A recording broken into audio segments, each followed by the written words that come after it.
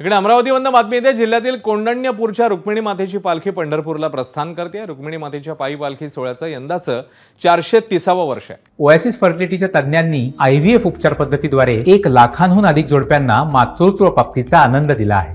मोफत appointment book करण्यासाठी आजच संपर्क साधा। कोंढण्यपूर ते पंढरपूर या प्रवासात पालखीचं जागोजागी स्वागत करण्यात येणार आहे।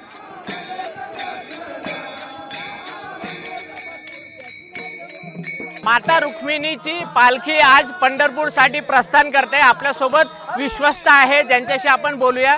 तब्बल 430 वर्ष झालेले रुक्मिणी मातेची पैदल पालखी पंढरपूरसाठी दरवर्षी प्रस्थान करते। आपल्या सोबत काही ट्रस्टी आहे। काय सांगाल, काय मान आहे रुक्मिणी मातेच्या पालखीचं?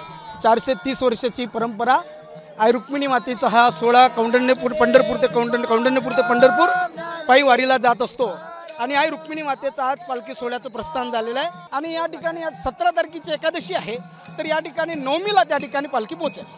17 तारखेला नवमी आहे, त्याच्यापूर्वी ही जी रुक्मिणी मातेची पालखी आहे ती पंढरपूरला पोहोचेल अशी माहिती विश्वासने दिली। आणि विशेष म्हणजे ही खूप जुनी पालखी असल्यामुळे या पालखीचं प्रत्येक जिल्ह्यामध्ये गावागावामध्ये खूप मोठ्या उत्साहात स्वागत केले जाते, भक्तिमय। आणि अमरावतीमध्ये सुद्धा याचं खूप भक्तीने स्वागत केले जाते, भव्य स्वागत केले जाते। आणि या रुक्मिणी मातेच्या पालखीला विदर्भामध्ये खूप महत्त्व आहे। कॅमेरामॅन अमोल देशमुखचा प्रणय निर्माण, ABP माझा, कौंडण्यपूर, अमरावती। ABP माझा, उघडा डोळे बघा नीट।